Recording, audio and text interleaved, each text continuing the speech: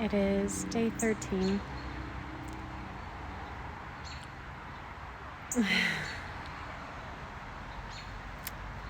There is nothing reliquarian getting done today, but most people work a 5-day week and I've been going for 13. I'm home.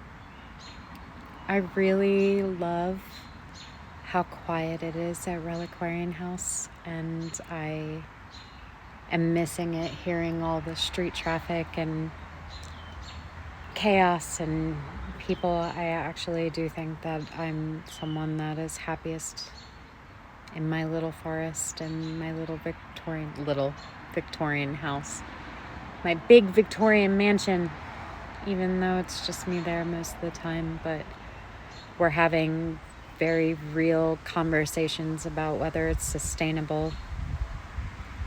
There is a bridge, the Kinzawa Bridge there, that is a big draw, pulls hundreds of thousands of people from all over the world, and they just announced that they're closing it for the next 3 years.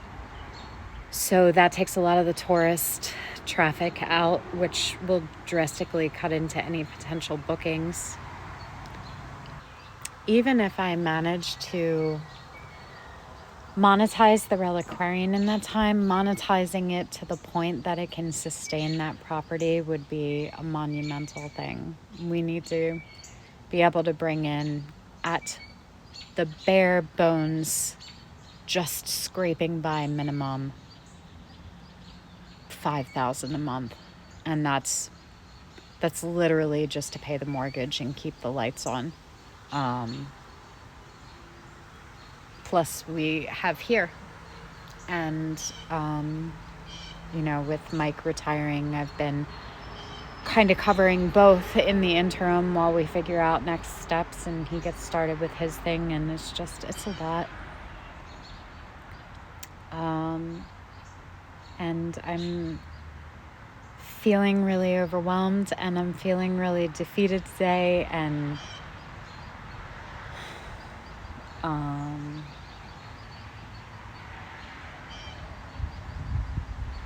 it is hard being a girl who has so many dreams and sees things in ways that no one else sees them, and so people can't relate to me. And it's very lonely a lot of the time. It's too loud out there. So a funny version of the story of seeing things in a way that other people don't. This one time when Mike was stationed away for some school or something he was doing, I decided that I wanted to put in a circular garden on the far side of the studio. And in my mind, it had these circular beds and these arches, and I had visions of this, Greek goddess kind of fountain pouring from the water pitcher. And I'm such a visual person. So I went out and cut the grass, and I left the grass long where I wanted the flower beds to represent the flowers, and cut it short where I wanted pathways. And, it was like multiple tiers going in. And then I took one of my mannequins, because I have lots of mannequins, and put her in the middle of the yard to represent this fountain that was going to be in the middle. And I was going to dig it out and do all of this. And I was fine doing all of this. And I figured once I get my bearings for this project, then I'll just cut the rest of the grass, and Mike will never know what I'm planning. And so I did it. And the next morning I wake up to a text, and it just says, "What the fuck are you doing?"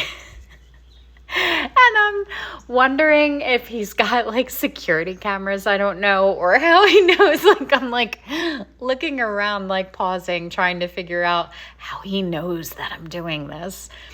And I was like, "What do you mean?" And he sends me a screenshot, and this is years ago, but But he sends me a screenshot, and it's his buddy that lives in the area and drives by. So the road, our house sits down from the road. So you can pretty much see, into our side courtyard section of the grounds here from the road. And the text that Mike got was, "Hey man, I'm not trying to be all up in your business, but what's with the crop circles and the sex doll?"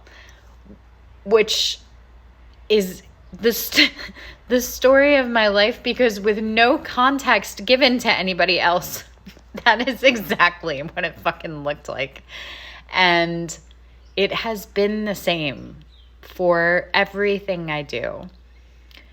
My friend Mackenzie used to call it the blue tissue paper effect when I was making the Reliquarian door, which you can't see because it's dark.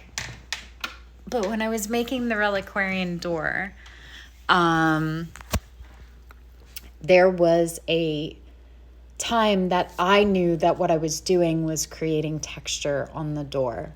And that's the door behind me. And I saw what I was creating, but nobody else can see it. And so when I sent pictures, I was using this really like sharp blue tissue paper, and they were really concerned about how it was turning out. And I knew that it wasn't a thing because I was going to paint it and it was going to get all these layers over it, but they couldn't. So then anytime that I started a project and it wasn't making sense, Mackenzie would just say, "It's the blue tissue paper." And it's been that way the whole project. Like when Mike was helping build the supports for the table in the higher learning chute so that we could suspend it over the pond, I took a picture and posted it, and somebody said, "Why is your husband building gallows?" And it did. It totally looked like we were getting ready to like guillotine or hang people, because they couldn't see the rest of it. And that's kind of been my entire life, is me being in spaces and seeing things that other people can't see. And everything is for not its intended purpose. And all of the things that I want to do, people don't understand, even when they love me. And part of me loves the magic of bringing it to life. I think that's the joy of it. But it's also very hard and very lonely, because I live in this sort of in-between of what others consider reality and what my imagination creates, and it's only a few steps from madness. So when I'm feeling down, it feels very, very dark, and I feel things in a very deep way. There is definitely a form of heartbreak for me that is only healed through the artistry. Part of me worries that I can't create the same now that I'm doing the work to heal the core wounds, because everything that I've created that has been really deep has been because I've been feeling things really deeply for a really long time, and I'm worried that I've lost it. And maybe I can't do this. So that's how today feels.